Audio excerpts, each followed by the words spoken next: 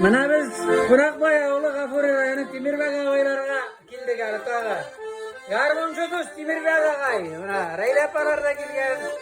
Ali Jiznay, Güzel. Hali Quraqboyga ko'ra kelganlar. Temirbek ağay. Niye?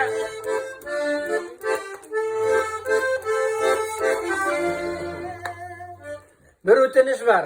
Mana bu yil Buyuk Jinguning 80 yili bo'ldi bitin. Buyuk Vatan so'g'ishida Jinguga.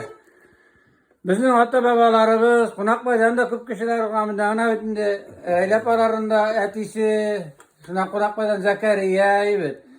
Senin galecizne тоже qartatan Zakariya. İkisinin de qartatalari Zakariya to'g'ri kelganlar. Ne güzel, de kartatalar. Zakariya soğuşta bulganlar. Ölüp kaldılar. Şularga Büyük Vatan Soğuş'un 80 yıllarında şularını işe düşürüp tezene pekir. Ne birey sözün ne aytıp birey kiyine bizi verali. Benim ata yolaklarımız Büyük Vatan Soğuşu'nda katıldı buna. Ali vakitte olan hizmetçileri Kartatayın işen kaçtı. Bir de Allah razı yenip işen kaçırga terasam dedi. Malayım. Harbi mahsus operasyada malaya kızı.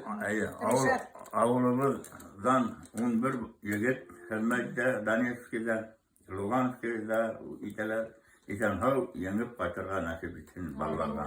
Mana garmun kiyüleri bilen tileklerinden itip Jiberer. Murtalar bir etişli kururlar da Şuşu babayla, Mulla babayla oynayıp oturad işeder. Tanrılar. Tanırlar mı ki? Tanırlar. Eder bir ekiyinle, gıbı ekiyinle. Oynarsan, bilsen de bilmesen de tüyü sıksın.